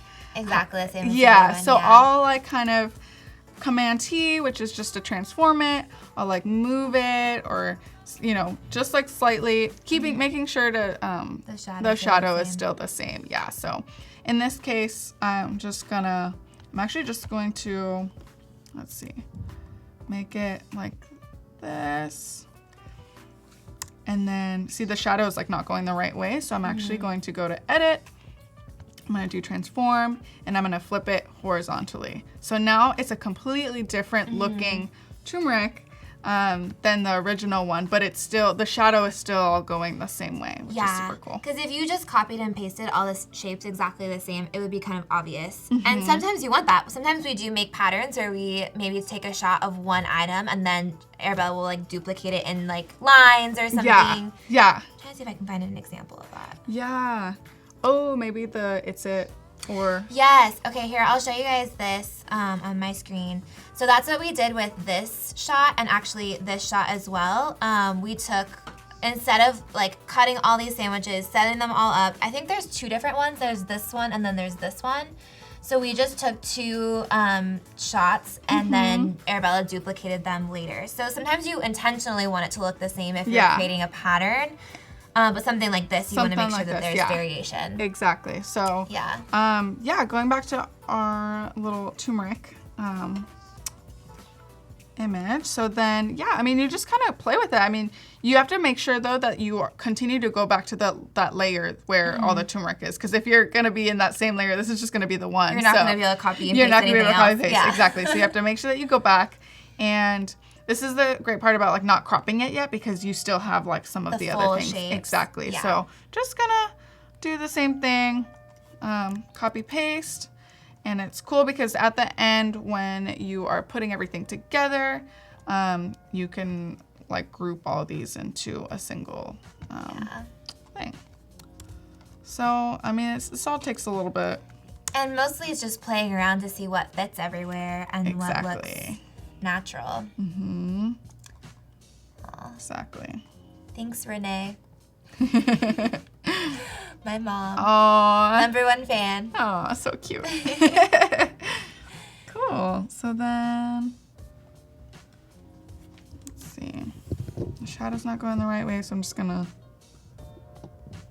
There we go. Just a couple more minutes till the creative challenge. So, yeah. if you want to submit anything, you have just a couple more minutes to do so. Yeah. Cool. So then, yeah, just like going over it and like filling it. I actually do have a file where I've like completed everything else. We can show you guys after the challenge. Yeah, exactly. But I'll just like keep going. And so for me, it's more of just like seeing where things fit. So I might actually want to put something in here to kind of fill it in. And I might look for this little guy. So then I just kind of want to go back to that layer, make sure that you've got that selected, and I grab that, copy paste, and go in here. Cool. Yeah, it's really fun. Like, once you learn these kinds of tools, then when you're planning out your shots, you can think in advance, like, oh, we want to make a pattern maybe with a particular product or something, and you know how to do it, so then it helps guide how you're going to be shooting, right? So you can know, like, oh, we really only have to shoot one of the items, and we'll be able to duplicate it. Or, we only need to buy so much of the turmeric or whatever, the flour we're going to duplicate or whatever. So it helps with your planning process, too, the more comfortable you get with these tools. Exactly. That helps, like, streamline everything. Cool. So, I mean, it takes a little bit of, practice here. Finessing. Yeah, so sometimes it might not be perfect. You might have to go back and like move things around. Yeah, it's like a puzzle. It is like a puzzle. But yeah, I mean, once you've got this layer where you just have that turmeric all on its own, it makes it so much easier. And then after that, it's just like putting everything together, making sure it all fits. And then one thing that I did too was just like these end ones where they are cropped, I usually ended up using them too. Because they're going to look different. They're going to look different. Cropped, exactly. Yeah. So I'll usually end up using them on the edges because they're already looking like they're off the page. So I just make them a little different by like flipping them horizontally or vertically, kind of just changing the direction, but still making sure that the shadows are going all the same because you want it to look right. Exactly. All right, we are going to hop over to Discord and review some of the Daily Creative Challenge, and then we'll show you the finished image at the very end. So the challenge for today was to retouch a photo with coloring. I think there was some motion maybe involved. You can rewatch the demo in the video right before this. And this is just the beginning of the creative challenge. So it's going to be going on for the next 2 weeks, I believe. So you want to jump in, and it's a really good way to practice and grow your skills. So, all right, let's see. Here's this one. Oh, this is an old photo that was retouched, which is fun. How cool. Thanks for submitting, Lawrence. Yes, thank you. Cool. That's very cool. So I'm guessing I want to see. Oh, cool. So they kind of just so this is the original and this is the retouched. Yeah, I went for a more like gray, cool look. Yes, and you can see like the colors in here are different. And then she was able to remove these like little grainy pieces and specks. Yeah, and then she cropped it in. Yeah, and then color. It looks like just desaturated. All of this here. So cool. Awesome. Cool. Thanks, Lawrence. Okay, so this one, Monkey Boy says, curious if the color adjustment works or does it still seem too cold? Sorry, I'm like hogging my whole screen. No, I think you did a good job by removing some of that blue. Mm-hmm. Yeah. Yeah, because that before definitely. The before is definitely looks very cooler. cool. Yeah, you can actually see some of her skin tone. Yeah, her skin looks after. much better. Mm-hmm. I would say you could even brighten it up a little bit. Yeah, brighten it Her up. face, like this, maybe not back here. You might want to do a mask so that this doesn't get blown out. Mm-hmm. Or I'd even play with a little bit of the temperature, just to make it a little bit warmer too, if you wanted to remove a little bit more of that blue. Mm-hmm. Yeah. Very cool. But yeah, it looks good. Let's see this. Oh, cool. So wait, I don't know if I can open all of them. But it looks like maybe this was the original, I think. And this is the retouched. I wonder if that was shot through a window. That has to be shot through It a looks window, like right? it's shot through a window because you can see the reflection Yeah. here. It's a really beautiful image. Yeah. I like these colors too, so much more vibrant. Mm-hmm. Mm-hmm. Cool. Yeah. And so they just were showing like the black and white as well? Or Yeah, there's how a was black that? and white version, which Cool. actually I like that more. this I version the think. best. Yeah, I think it really fits pretty. more with the mood and the vibe that I'm getting from the subject. So Yeah. Very cool. Yeah, it feels nostalgic and like, oh, I'm gazing out the window and like thinking about memories I probably. think it's just like moody too. Like Yes, I like it's that very the darks and the lights and I mean that's what's cool about shooting through a window too is like I don't know, you get that like really nice light and then the fall off and so it makes the subject stand out more. But I think I like the black and white more. This is beautiful. Yeah. This Cool. is- Thank you, Gerard. Good job. Ooh. Okay, so this is the original, this cool little fish. And then this is the edited. That's super cool. That's really fun. That's giving me like Anna McNaught vibes. Yes. Love it. Yeah, this water is beautiful. Yeah. I'm curious if you combined images or how you did this, but I like this glow around here. That's fun. It almost makes it look like that's like a mermaid, but it's really a fish. Yeah, it really does. Cool. I love the colors. Cool. Let's see. Retouched portrait, added spin and black and white filters. Yes. Okay, so this is the original. Very cool. This is the added spin, so you can see right around here. I like that you kept the spin kind of around and not like on the face. Makes it really like actiony. Yeah, it feels like something happened while the photo is being taken. Yeah. And then the black and white is nice. I like it. Cool. Thank you for submitting. Yes. Thank you, Mike. This is Sim. So this is the original. And then here we have the retouched. Cool. So just added kind of like a little bit of color in the background. I kind of wish the soldier was a little bit brightened up. Yeah, this Feels is a a little little bit dark, dark. especially in here. You can Maybe like this is losing lighter. a little bit of the detail. Maybe just add a little brightening up with the. I don't even remember the tool anymore. We've talked about so many tools today. Burn and dodging, the dodge tool. Just to bring back some of the details in that the soldier. But cool. Yeah. Oh, this is fun. Playing with color, bringing that purple in. Nice. It's fun. Let me see. Is that the original or is This that is the original. Oh, cool. Okay. Yeah. Go back to the And then colored one. the Oh, he retouch. removed like some of the like the graffiti that's on the wood. Oh yeah. That's cool. Yeah, there's graffiti right here, and there was like some like marks and like dirt Marks, and stuff up here. That's cool. Yeah. That's good work. Yeah, it's a lot less distracting without that. Sweet. Yeah. Cool. Oh, that's Here fun. we go. Cool. Oh, I like that. This is fun. I actually like these three together. Yeah, I'm like guessing the little this triptych? is the original, but yeah, I think that's kind of fun, like to put them all together like that. Kind of makes me think of like a band or something. I don't know. Yeah. Music shot. Or like a album cover or something. I don't know. Yeah. Cool. I like that you played with kind of like changing the shadows to a different color, like the brights and the darks. Yeah. Sweet. Cool.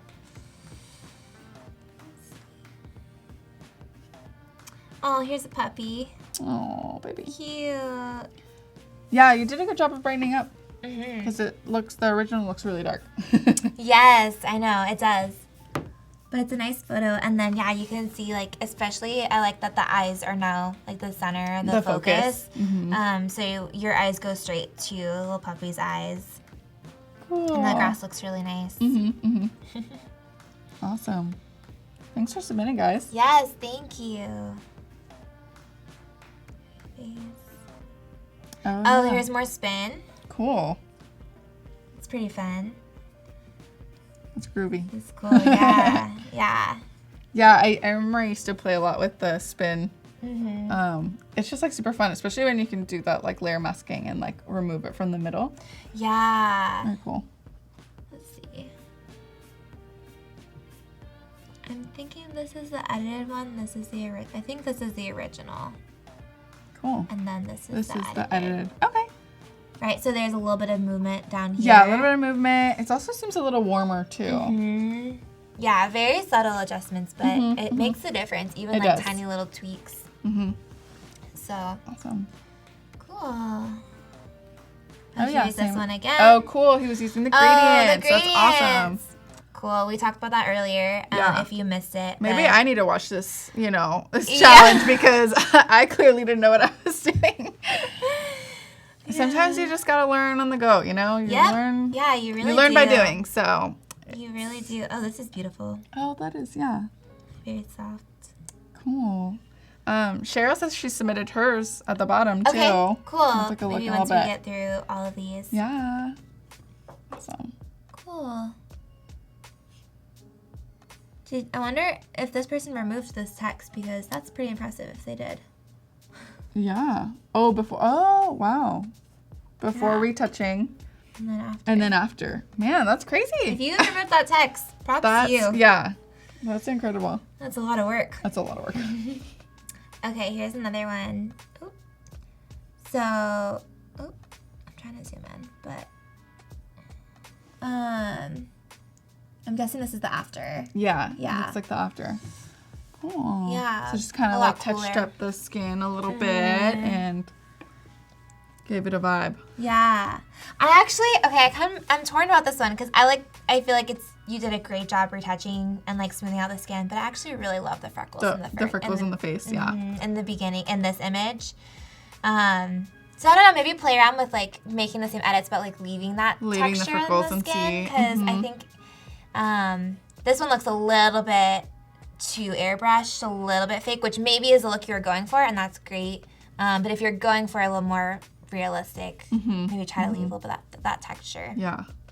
So, but I know that's like personal preference. So, oh yeah, there we go again. Cool. This is beautiful. Cool. These might be... Okay. Oh yeah, so now we're back to the beginning. Awesome. Cool, all right, let's see if there's any more at the bottom. Let's see Cheryl. Oh, yeah. Let's see. I don't know. Oh yeah, there's a few more. Cool. So this Eiffel Tower one, black and white, a little more contrast. Mm-hmm. Same here.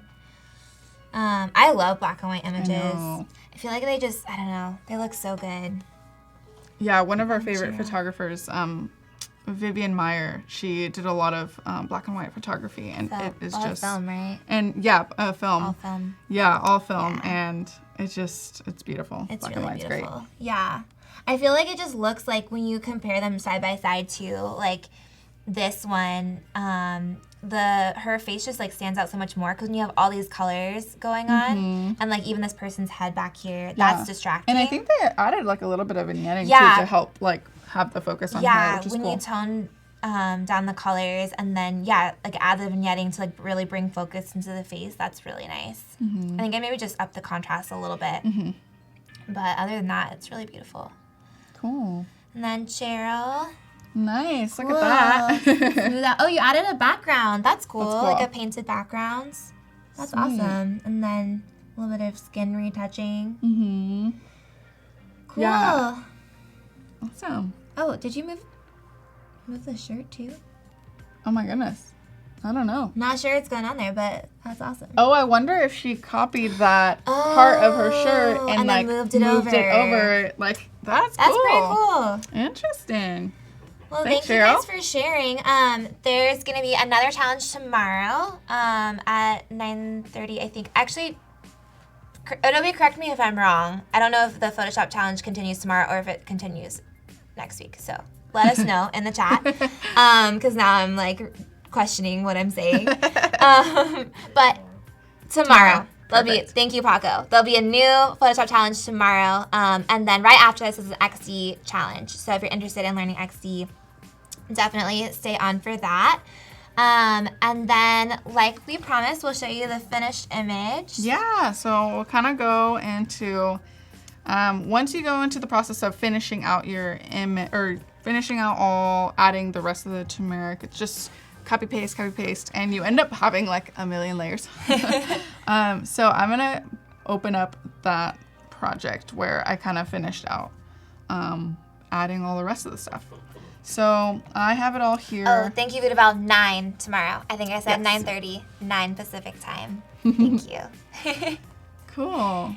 So now that I've got all the turmeric like left or added, and I like to group them in or put them all together in a group because it makes it easier to just kind of select it.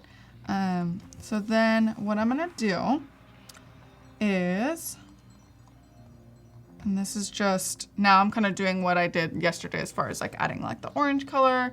So I'm gonna select that layer again where it's the turmeric in the bottle, and then I'm going to go into the extra turmeric grouping that I made, and I'm just gonna hold down Command and then click on, Command Shift and click on each layer, and it's gonna start adding that to the selection. So Command Shift, click, Command Shift, click, keep doing that. And it's just gonna keep adding to that selection, making sure that I have everything. Hi, Naga. If you guys have any last questions for us, feel free to ask them. We have just a couple more minutes. Cool, so I have everything selected, and then I'm just going to Command Shift I for inverse, right?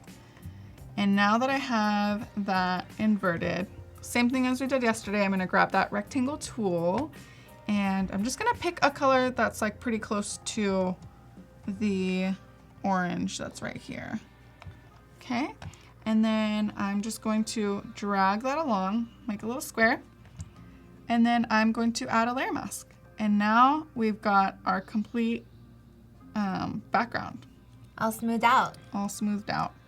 So that's kind of where we are.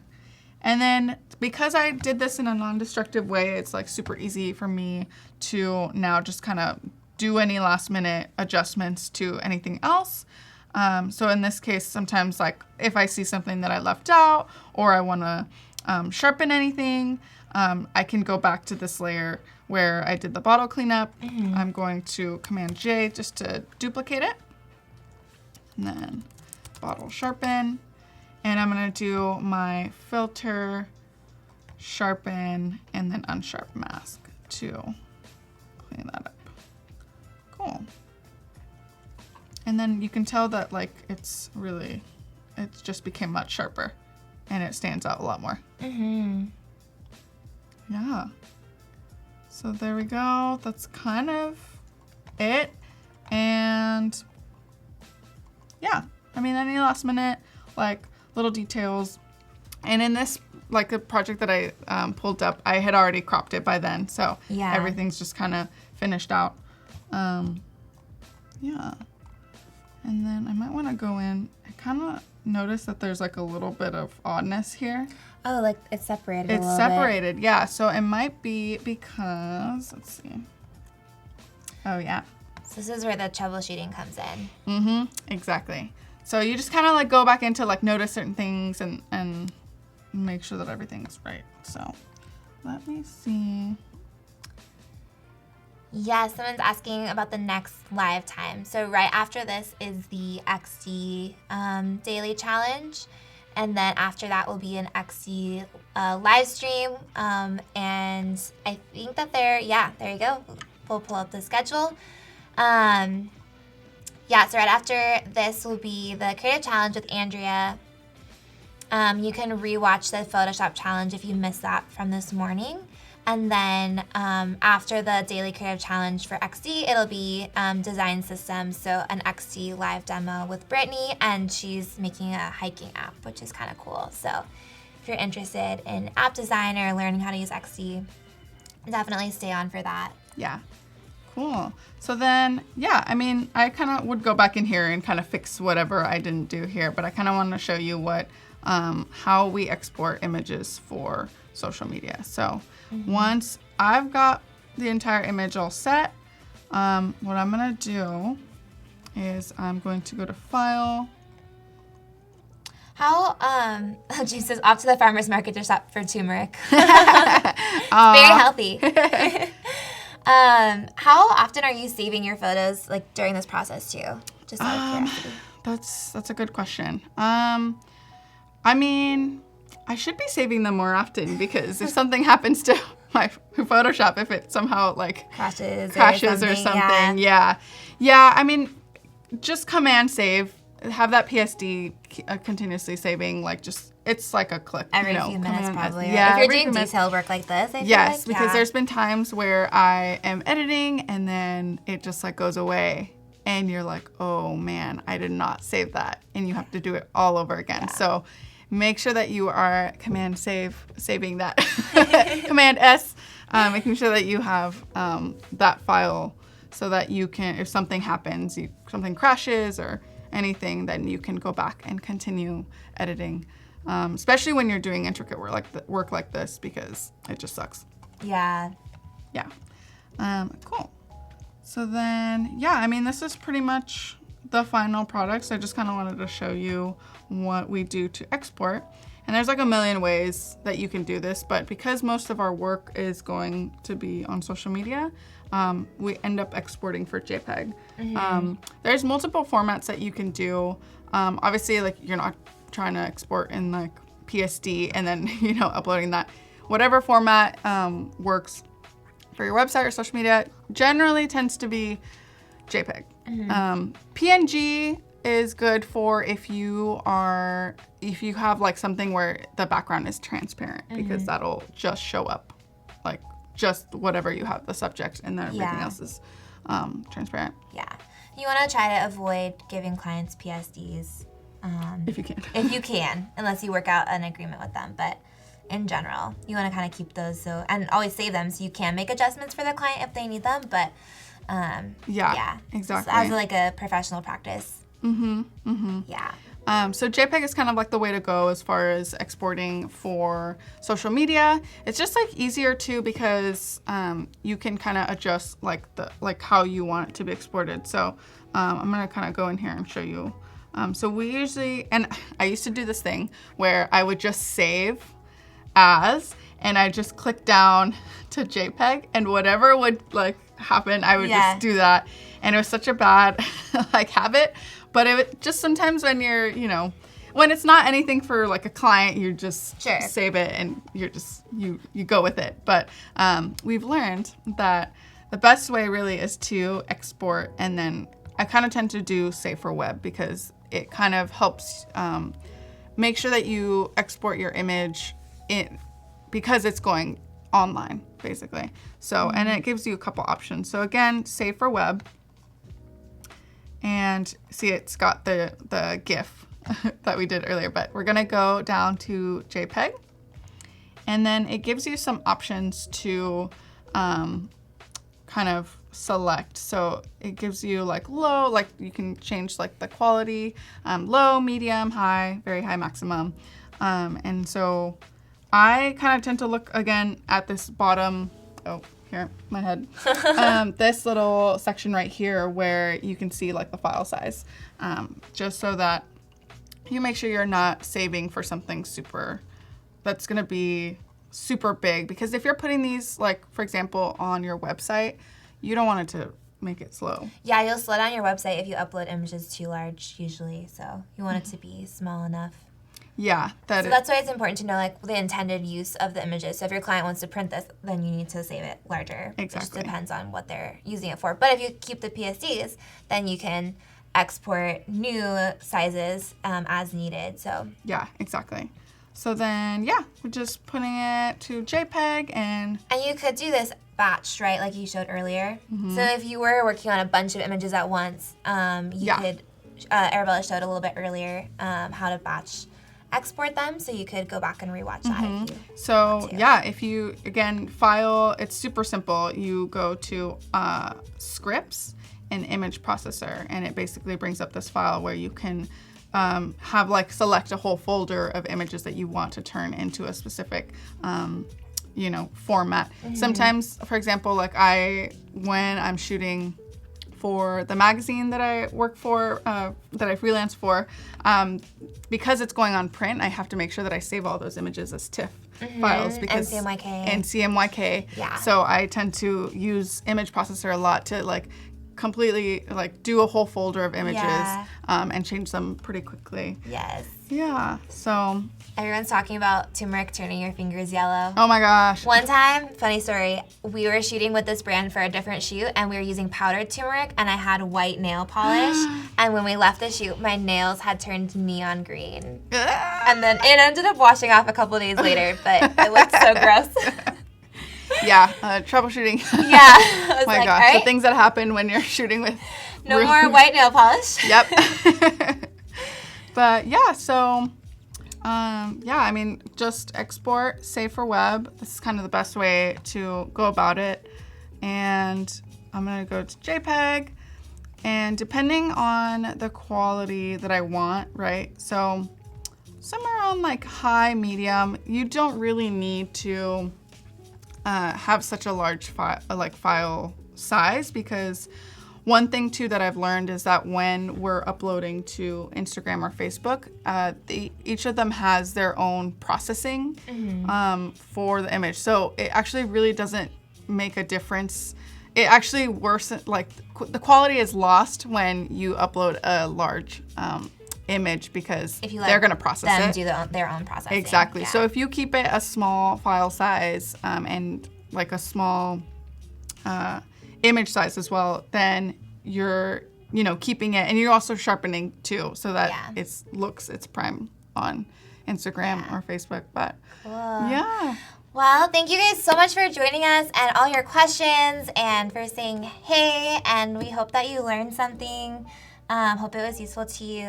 And stay tuned for XD. And we would love to hear from you guys. Send us a DM if you have any questions or just to say hi. You can email us through our website, weekend-creative.com. And we'll see you next time. Yay. Thank you. Thank you.